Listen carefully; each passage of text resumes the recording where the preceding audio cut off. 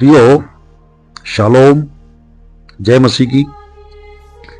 इस वीडियो को देखने वालों को, सुनने वालों को पिता परमेश्वर बहुत सारी आशीष, खुशियां, आनंद, सच्ची शांति और समृद्धि प्रदान करे। और इस वचनों के संदेश को सुनने के लिए परमेश्वर पवित्र आत्मा की अगुवाई करें, ताकि इन वचनों के द्वारा बहुत सारी आशीष और बरकत पाए। प्रियो, परमेश्वर की बड़ाई हो। पवित्र शास्त्र, पवित्र बाइबल के अनुसार पूरे ग्रंथ में 66 पुस्तकें हैं, जिसमें कि पुराने नियम में उत्पत्ति से लेकर मलाकी तक कुल पुस्तकें 39 हैं, और मत्ती रचित सुसमाचार से लेकर और यूहन्ना का प्रकाशित वाक्य तक कुल पुस्तकें 27 है। इस प्रकार से 66 पुस्तकें हैं, और सबसे अंतिम पुस्तक प्रकाशित वाक्य है। प्रियो, आज परमेश्वर के पवित्र आत्मा की अगुवाई में इन वचनों को देखेंगे, क्योंकि ये पुस्तक ऐसी है कि बिना पवित्र आत्मा की अगुवाई में इसको समझ नहीं सकते। ये लिखा है कि किताब का नाम है यूहन्ना का प्रकाशित वाक्य, पर पहले वचन में देखेंगे, इसके पहले अध्याय के पहले वचन में इस प्रकार से लिखा है, और देखेंगे यीशु मसीह का प्रकाशित वाक्य, जो उसे परमेश्वर ने इसलिए दिया कि अपने दासों को वे बातें जिनका शीघ्र होना अवश्य है दिखाएं। और उसने अपने स्वर्गदूत को भेजकर उसके द्वारा अपने दास यूहन्ना को बताया, जिसने परमेश्वर के वचन और यीशु मसीह की गवाही, अर्थात जो कुछ उसने देखा था उसकी गवाही दी। धन्य है वो जो इस भविष्यवाणी के वचन को पढ़ता है, और वे जो सुनते हैं इसमें लिखी हुई बातों को मानते हैं, क्योंकि समय निकट है। प्रियो, यूहन्ना जो है प्रभु का चेला, जो सबसे प्रिय चेले थे। जब प्रभु भोज में उन्होंने प्रभु यीशु मसीह की तरफ, उनकी छाती की तरफ यानी हृदय की तरफ अपना सिर की ओर पूछा था कि क्या मैं वही हूं जो आपको पकड़ाने वाला है, क्योंकि प्रभु यीशु मसीह ने सबको कहा था कि एक मुझे पकड़वाने वाला है। तो तब उसने पूछा था, तो प्रभु ने कहा था कि जिसने थाली में हाथ डाला है मेरे साथ वो है। तो उसने यहूदा इस्करियोती के बारे में बताया था। परंतु यहां जो है, जब यूहन्ना के लिए पहले से परमेश्वर ने प्रभु यीशु मसीह ने यूहन्ना की पुस्तक में आखिरी अध्याय में 21 में ये भविष्यवाणी कर दी थी कि जब तक मैं वापस नहीं आऊंगा तब तक मेरा दास जो है वो मृत्यु का स्वाद नहीं चखेगा। तो प्रियो, इन वचनों के द्वारा जो है यूहन्ना जो है उसको एक राजा हुआ था जो बहुत ही हृदय कठोर का था, और वो प्रभु यीशु मसीह के लोगों को, यानी कि जो सच्चे परमेश्वर को जानने वाले उनके से बहुत नफरत करता था, और इसको भी मारने की कोशिश किया, परंतु ये बच गया अनोखे ढंग से। तेल की कढ़ाई में डाला गया, वहां से बचा, और उसके बाद उसको जो है पतमुस टापू में भेज दिया, जो कि एक हिंदुस्तान की तरह एक काला पानी जिस प्रकार से सजा देते थे अंग्रेज, वही उसी प्रकार से काला पानी था, ताकि उसमें जीवन नहीं था, क्योंकि चारों तरफ जो है समुंदर था और बीच में एक टापू था, और टापू के ऊपर कोई जीवन नहीं, पानी का पीने का पानी नहीं, कोई खाने का कुछ बंदोबस्त नहीं, क्योंकि थोड़े दिन जीने के बाद अपने आप मर जाना, इसका मतलब ये था। परमेश्वर की बड़ाई हो। प्रियो, इन वचनों के द्वारा कि प्रभु ने जो है यूहन्ना को, प्रभु यीशु ने यूहन्ना को अपना प्रकाशित रेवलेशन ऑफ रिवील किया, अपना जो है वचनों को और अपने जो आने वाले हर चीज को इस प्रकाशित वाक्य की पुस्तक में बहुत अच्छे तरह से हर चीज को उन्होंने प्रकाशित किया, यानी कि प्रकाश दिया। सबसे पहले यूहन्ना को दर्शन दिया, और वहां जो है उस जगह में, वो जो जगह एक काला पानी की मृत्यु की जगह थी, वहां प्रभु यीशु मसीह ने आकर यूहन्ना को स्वर्ग का उपस्थिति उसको दिखाई, क्योंकि मेरे प्रियो, जिससे परमेश्वर ज्यादा प्रेम करते हैं उसको ज्यादा जिम्मेदारी देते हैं। ये जो है 90 साल के गए थे, 3 वर्ष वहां रहने के बाद जब उन्होंने इसको प्रकाशित हुआ तो उन्होंने सारी चीजें लिखी। फिर प्रभु यीशु का दर्शन देखा उन्होंने पहले अध्याय में, और उसके बाद दूसरे अध्याय में प्रभु यीशु मसीह के ने दूसरे और तीसरे में 7 कलीसियाओं की, जो एशिया की 7 कलीसियाओं हैं, उनके बारे में संदेश भेजा। ये जो है संदेश जो है ये लेखन की सामग्री और स्वर्गदूत लाते थे और स्वर्गदूत ही देते थे, आगे उनको लिखाते थे। और उसने बहुत ही ध्यानपूर्वक इनको लिखा, हर एक चीज को लिखा जो दर्शन थे। क्योंकि जो है दानियल की अगर आप पुस्तक देखोगे तो उसमें मोहर बंद कर दी गई थी, यानी कि सील लगा दी गई थी कि आने वाले समय के लिए जब तक समय नहीं आता तब तक उसको बंद है। परंतु प्रकाशित वाक्य में सब जगह जो है परमेश्वर ने, प्रभु यीशु मसीह ने उसको आने वाले समय को, भविष्यवाणियों को पूरा करने के लिए यूहन्ना के ऊपर प्रकाशित किया था। और इसी प्रकार से दूसरे और तीसरे अध्याय में 7 की 7 कलीसियाओं के अपना संदेश भेजा। जिस प्रकार से आज चर्चों में जो शिक्षाएं, आप जो भी जिस प्रकार से चर्च चलता है उसी प्रकार से उनका चित्र जो है, उनका हर कलीसिया का चित्र, यानी कि उनका चरित्र या उनके कार्य, सब कुछ उसमें जो है वो 7 कलीसियाओं के द्वारा आज सारी पृथ्वी पर जितनी भी चर्चें चलती है उन्हीं के द्वारा उसी प्रकार से चलती है। ये प्रभु यीशु मसीह ने पहले से ही यूहन्ना के ऊपर इसका प्रकाश उड़ेल दिया था। फिर चौथे अध्याय में यूहन्ना आत्मा में स्वर्ग में गया और स्वर्ग में जो है वो सारी बातें देखी और परमेश्वर का स्वरूप का दर्शन किया। जो सिंहासन में उसके सामने जो है सिंहासन पर, स्वर्ग में सिंहासन है, उसमें जो है परमेश्वर बैठे हैं, उनका दर्शन किया। और उनके साथ 24 जो प्राचीन हैं, जो पुराने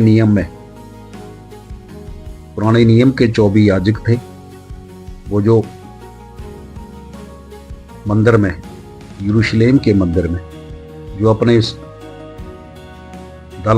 अपने दल के साथ अपनी पारी में परमेश्वर की सेवा करते थे। और परमेश्वर की 24 दल एक साथ जब परमेश्वर की स्तुति महिमा आराधना करते थे तो वही 24 प्राचीन वहां विद्वान थे, 4 प्राणी थे और ये सारे दर्शन देखे। फिर क्योंकि जो सनातन है, सनातन परमेश्वर है, वो वचन लिखा है 6 में, पवित्र पवित्र पवित्र, 8 में है पवित्र पवित्र पवित्र प्रभु परमेश्वर सर्वशक्तिमान, जो था और जो है और जो आने वाला है।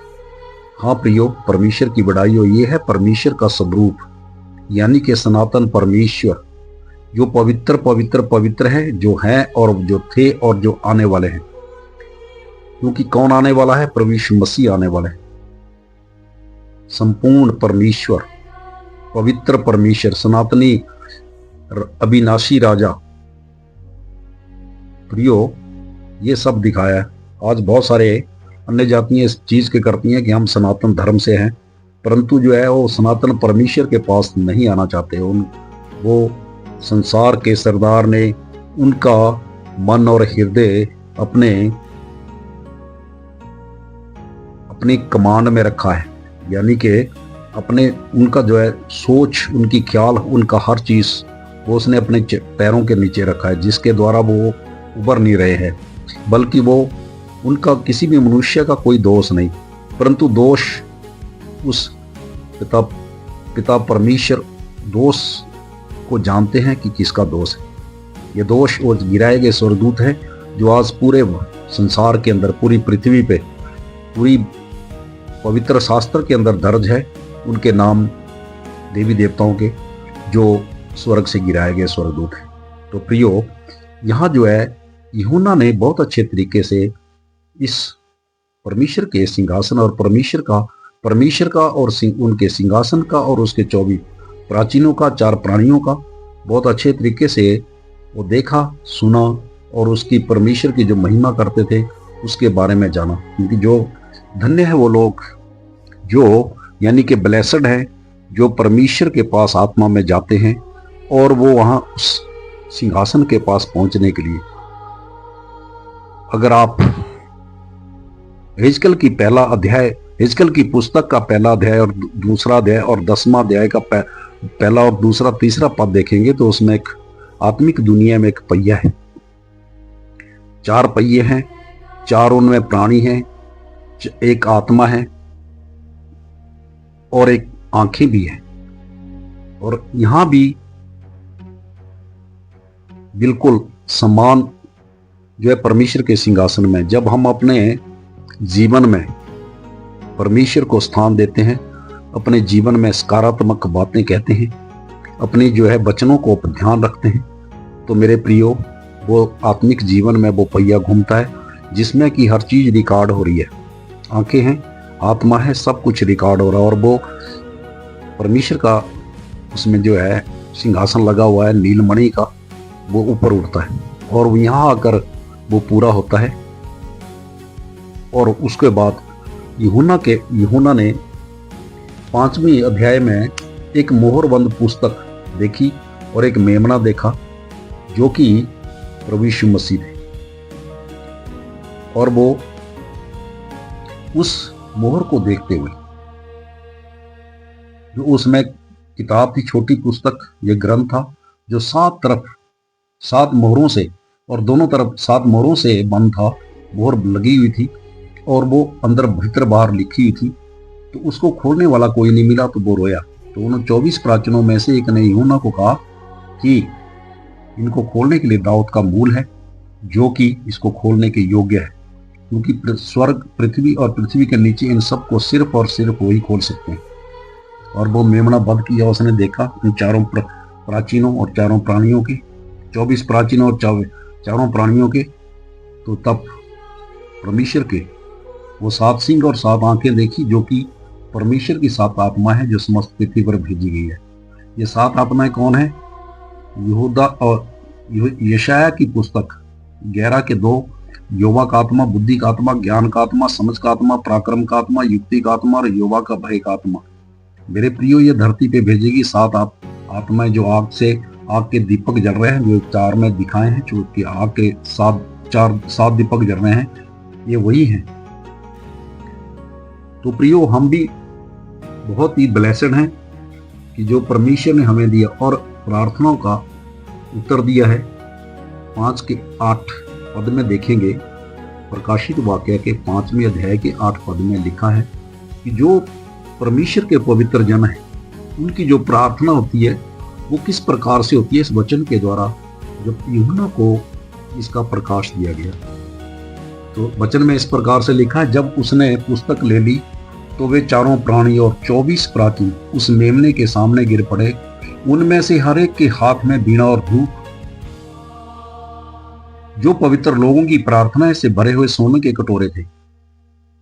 मेरे प्रियो, यह है पवित्र लोगों की प्रार्थनाएं जो कि एक धूप की तरह स्वर्ग में उसकी खुशबू की तरह महकती है और परमेश्वर को भाती है। और परमेश्वर हर प्रार्थना जो परमेश्वर की इच्छा के अनुसार हम करते हैं वो परमेश्वर के स्वर्ग में जाती है और सोनेदान के अंदर धूप की तरह महकती है। परंतु जो प्रार्थनाएं परमेश्वर की इच्छा के अनुसार नहीं होती वो प्रार्थनाएं नीचे ही रह जाती हैं। परमेश्वर की बड़ाई हो। प्रियो, प्रार्थना एक ऐसा संवाद है जो आप अपने स्वर्गीय पिता से कर सकते हैं। स्वर्गीय पिता यानी कि स्वर्ग में रहने वाले सर्वशक्तिमान पिता, पवित्र पिता, अनोखे, अद्भुत, आश्चर्यजनक, और अति पवित्र सनातन परमेश्वर।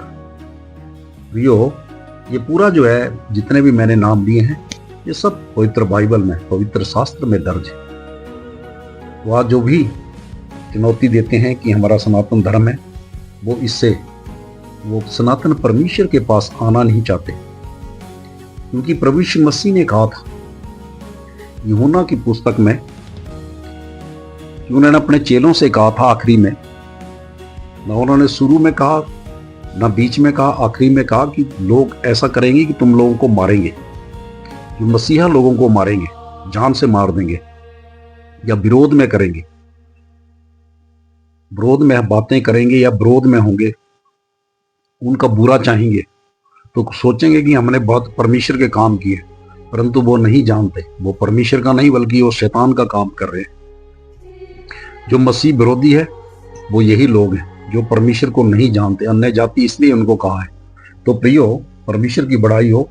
इसके बाद जो है, जो परमेश्वर ने उन 7 जो प्रभु यीशु मसीह के हाथ में पुस्तक थी, उन 7 मोहरों को उन्होंने खोला, जिसमें से